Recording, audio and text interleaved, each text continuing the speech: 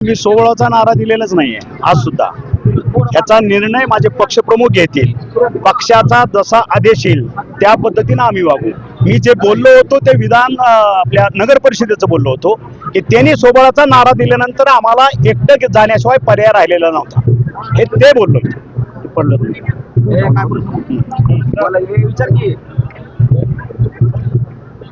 धाराशिव जिल्हा परिषद आदर्श जिल्हा परिषद करणार काय नेमका फॉर्म्युला असणार आहे आदर्श जिल्हा परिषद करण्याचा? काय फॉर्म्युला फॉर्म्युला जे आपले उपक्रम आहेत, जे काही व्हिजन आहे ते जिल्हा परिषद ज्यावेळेस बहुमतानं माझ्याकडे येईल त्यावेळेस पहिल्या मीटिंगमध्येच तो माझा आदर्श जाहीरनामा जो असेल तो तुम्हाला दिला जाईल. तुम्ही भारतीय जनता पार्टीवरती आज निवडपणी केलेली आहे, तर आता जिल्हा परिषद ज्या निवडणुका आहेत त्याच्यात युतीची काही चर्चा होईल किंवा काय भूमिका काय असणार आहे? नाही चर्चा केली. आता माझे जे पदाधिकारी आहेत ह्या ठिकाणचे, माझे जिल्हा प्रमुख असतील, तालुका प्रमुख असतील, सगळ्यांची व्यथा की ह्या ठिकाणी आम्हाला भाजपनं फसवले ही त्यांची व्यथा आहे. जी व्यथा आहे ती व्यथा मी फक्त जाहीरपणे मांडली. आणि ह्या ठिकाणी आम्ही युती करणार नाही किंवा काय हा प्रश्न माझ्या अखत्यारीत येत नाही. माझे पक्ष नेते, माझे पक्षप्रमुख ठरवतील युती करायची किंवा नाही, आणि जसा त्यांचा आदेश येईल त्याप्रमाणे ह्या ठिकाणची कारवाई केली जाईल. चर्चेची दारं खुली असणार आहेत भारतीय जनता पार्टी सगळ्यांबरोबरच चर्चेची दारं.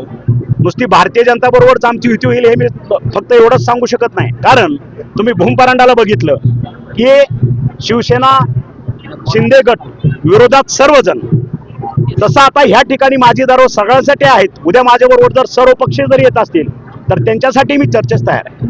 तुळजाभवानी मंदिराच्या गाभाऱ्याचा विषय तुम्ही घेतला, नेमकं काय म्हणणं होतं? माझं म्हणणं काय होतं तुम्ही जाऊन बघा त्या ठिकाणी. माझं एकच म्हणणं होतं की गाभारा हे शक्तिपीठ आहे, सर्वांचं आदराचं स्थान आहे.